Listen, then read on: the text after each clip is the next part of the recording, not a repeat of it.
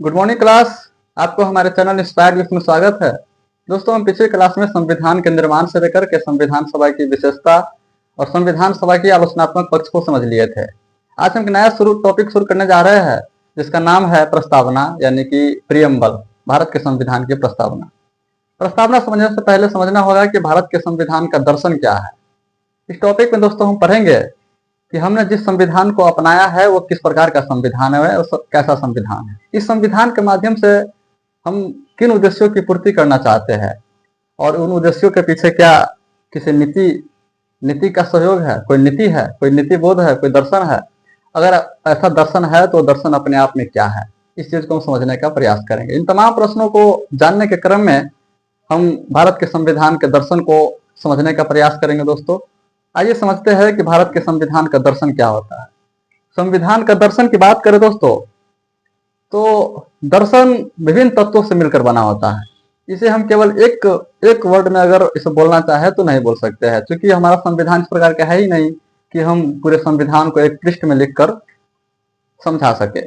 इसलिए इसको पहले समझने से पहले हमको समझना पड़ेगा कि हमारे जो संविधान निर्माता थे उनको दर्शन की आवश्यकता क्यों पड़ी, संविधान में दर्शन की आवश्यकता क्यों पड़ी।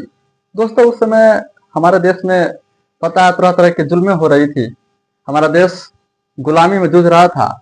जब इस सभी तमाम समस्याओं को देखा गया तो संविधान निर्माताओं ने कुछ तत्वों को प्रवेश कराया भारत के संविधान में और बोला कि कहा गया कि भविष्य के जो भारत है उनमें हम चाहते हैं कि कुछ तत्व प्रवेश हो, कुछ ऐसा तत्व प्रवेश हो संविधान में जो देश के वंचित लोगों के लिए, अल्पसंख्यक लोगों के लिए एक सुरक्षा का काम करे।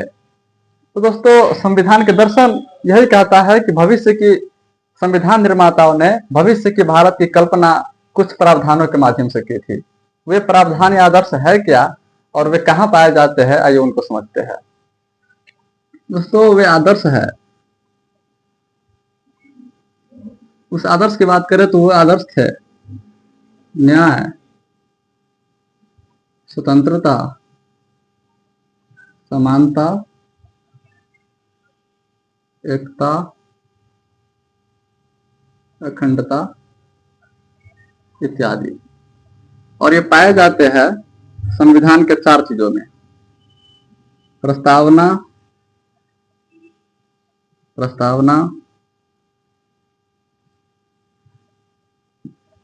मौलिक अधिकार, तीसरा डीपीएसपी और चौथा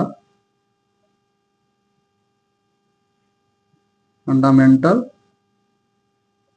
ड्यूटीज। दोस्तों, हमारे देश के संविधान निर्माता जो थे वो कुछ प्रावधानों के माध्यम से भविष्य के भारत की कल्पना की थी, यानी भविष्य में हमारा भारत इस प्रकार का होना चाहिए, इन सभी तत्वों का प्रवेश होना चाहिए।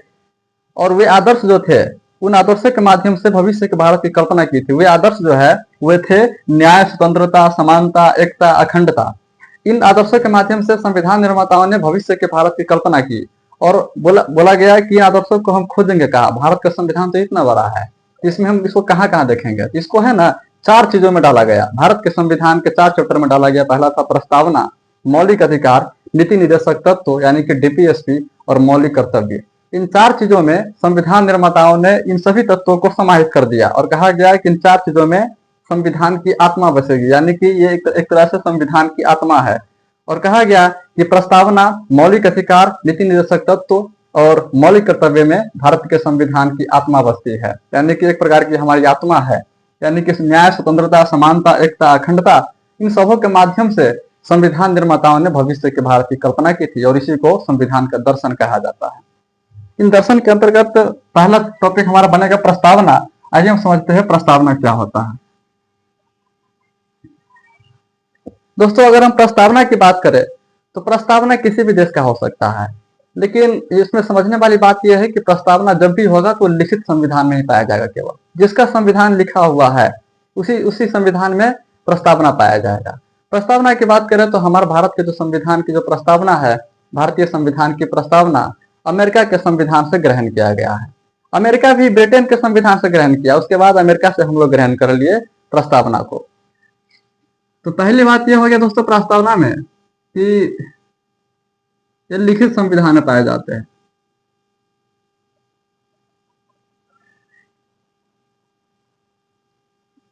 दूसरा, और लिखित संविधान में नहीं पाए जाएंगे।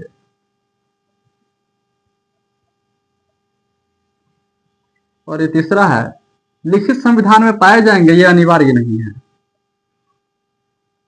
इसको समझते हैं दोस्तों। प्रस्तावना की जब हम बात करते हैं दोस्तों, तो प्रस्तावना का अर्थ होता है भूमिका या परिचय, यानी कि किसी भी चीज का परिचय देना। हमारा संविधान इतना बड़ा संविधान है, उसको बनाने में 2 वर्ष 11 माह 18 दिन का समय लग गया। उसको अगर हम संक्षिप्त में परिचय देने की बात कहते हैं तो हमको प्रस्तावना की आवश्यकता पड़ती है।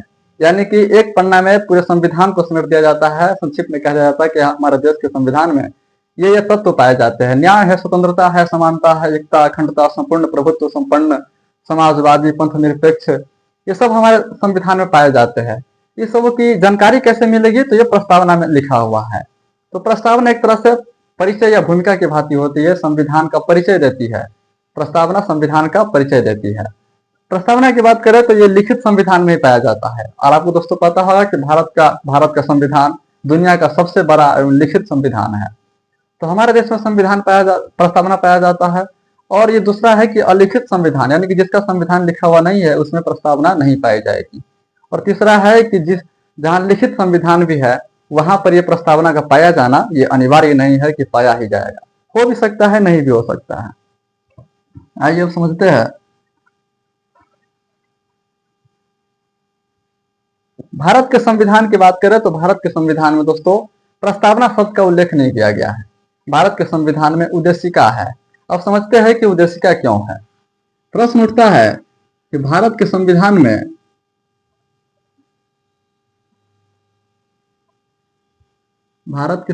में प्रस्तावना की जगह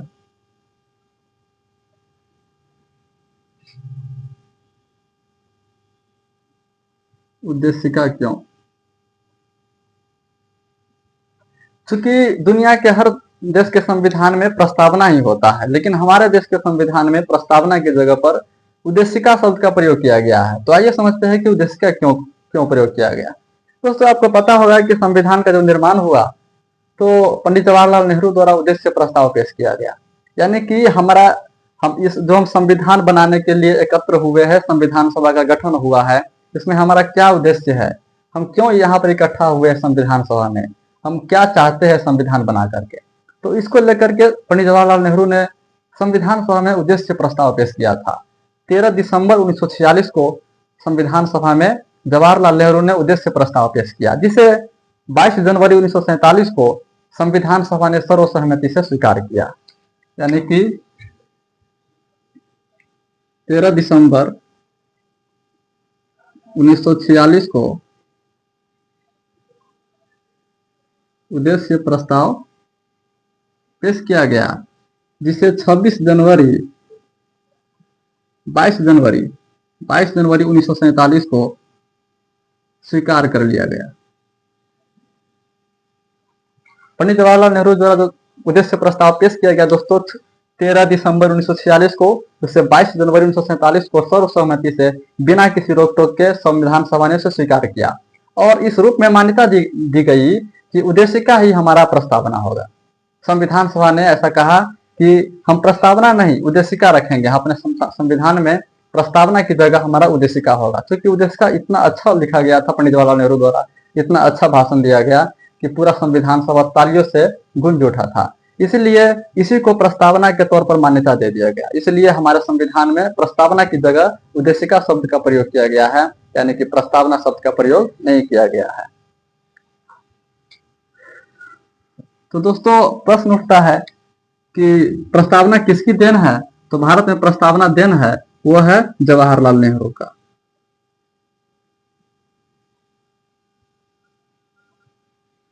जवाहरलाल नेहरू की देन है। दूसरा है प्रस्तावना कहां से लिया गया है। तो प्रस्तावना अमेरिका के संविधान से लिया गया है।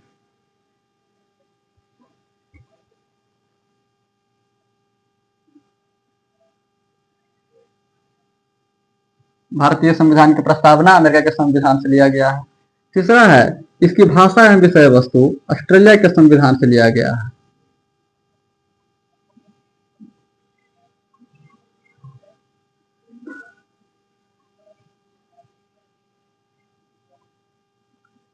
ऑस्ट्रेलिया के संविधान से लिया गया है। यानी कि भारत के संविधान में जो उद्देशिका शब्द का प्रयोग किया गया है वो पंडित जवाहरलाल नेहरू की देन है। दूसरा है अमेरिका के संविधान से हमारा प्रस्तावना लिया गया है। तीसरा है कि इसके जो भाषा एवं विषय वस्तु है, जो इसकी भाषा है, हम संपूर्ण हम भारत के लोग, ये सब जो भाषा है इनके, और विषय वस्तु है वो ऑस्ट्रेलिया के संविधान से ग्रहण किया गया है भारत के संविधान में। अब आगे समझते हैं दोस्तों कि इसमें क्या क्या है। ये तो हो गया प्रस्तावना। अब हम प्रस्तावना को डिटेल से समझने का प्रयास करते हैं।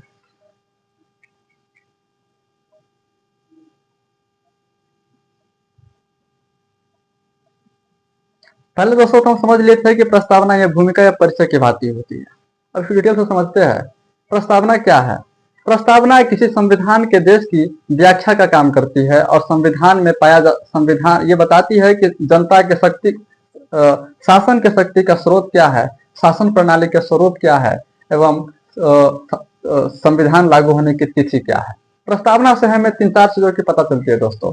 पहला पता चलता है प्रस्तावना से कि शासन की शक्ति का स्रोत क्या है।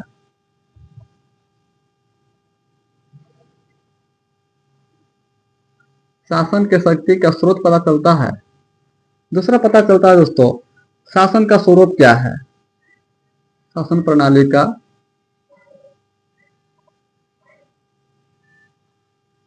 स्वरूप क्या है। तीसरा है उद्देश्य क्या है, और चौथा है संविधान लागू होने की तिथि।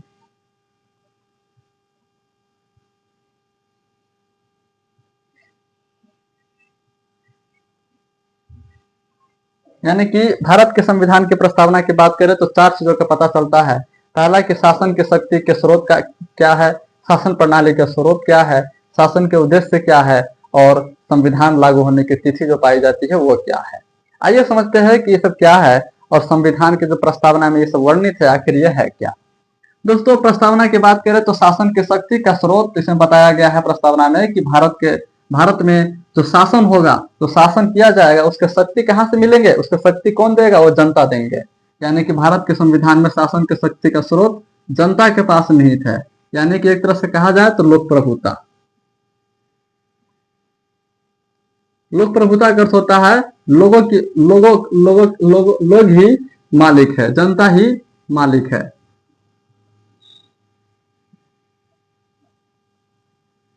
जनता का मालिक होना लोक प्रभुता कहलाता है दोस्तों। लोक प्रभुता क्या होता है कि फ्रांस के एक दार्शनिक थे रूसो, तो रूसो ने ही लोक प्रभुता का सर्वप्रथम विचार दिया। उनका मानना था कि जनता का मालिक होना ही लोक प्रभुता का अर्थ है। यानी कि अगर लोकतंत्र की स्थापना कर रहे हैं तो वहां पर जनता ही सर्वोच्च होना चाहिए, जनता ही मालिक होनी चाहिए। इसलिए इससे प्रेरित होकर के, लोक प्रभुता से प्रेरित होकर के हमारे संविधान निर्माताओं ने भी भारत में शासन के शक्ति के स्रोत जनता को दिया। यानी कि जनता ही शासन के शक्ति के स्रोत है, वही डिसाइड करेंगे कि हमारे देश में कौन शासन करेंगे, किस प्रकार से शासन करेंगे, ये स्रोत है जनता है। दूसरा कहा गया दोस्तों कि शासन प्रणाली का क्या स्वरूप है। तो स्वरूप की बात करेंगे तो हमारा देश है संपूर्ण प्रभुत्व संपन्न।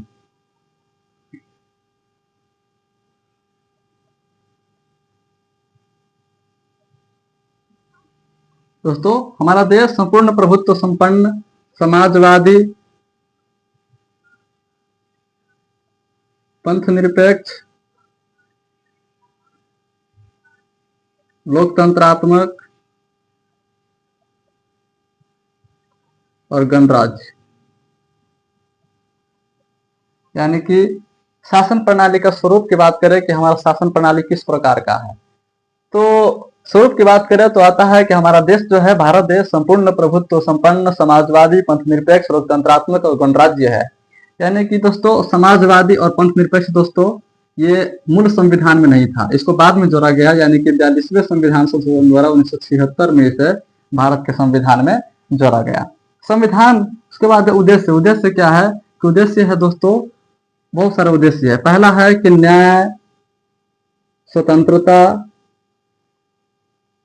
समानता, न्याय समानता, एकता, अखंडता,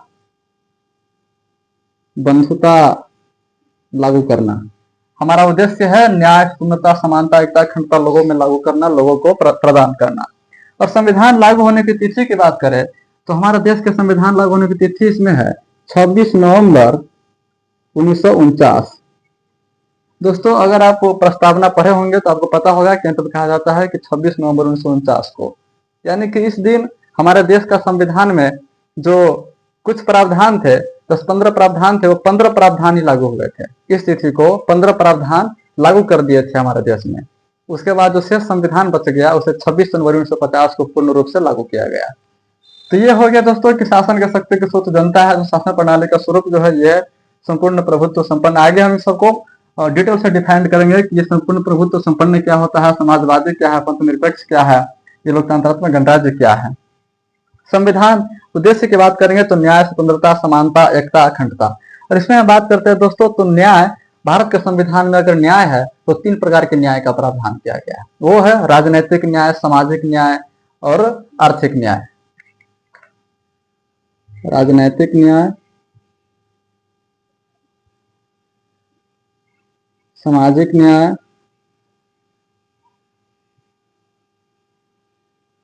आर्थिक न्याय। और भारत के संविधान में लैंगिक न्याय का कोई प्रावधान नहीं है। 3 प्रकार के न्याय का प्रावधान किया गया है। स्वतंत्रता की बात करें दोस्तों तो भारत के संविधान के प्रस्तावना में 5 प्रकार का स्वतंत्रता का उल्लेख किया गया है। तो स्वतंत्रता है देखते दोस्तों, विचार की स्वतंत्रता, अभिव्यक्ति, ऊपर लिखते हैं,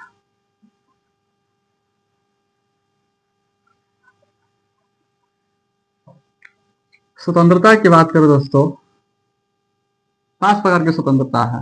विचार, अभिव्यक्ति,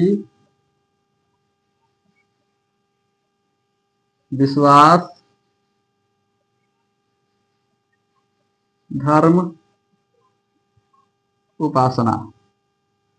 यानी कि प्रस्तावना में 5 प्रकार के स्वतंत्रता का उल्लेख किया गया है। विचार की स्वतंत्रता, अभिव्यक्ति की स्वतंत्रता, विश्वास की स्वतंत्रता, धर्म की स्वतंत्रता, उपासना की स्वतंत्रता। आगे हम इसको डिटेल में पढ़ेंगे। अभी इतना समझिए कि 5 प्रकार की स्वतंत्रता का उल्लेख किया गया है।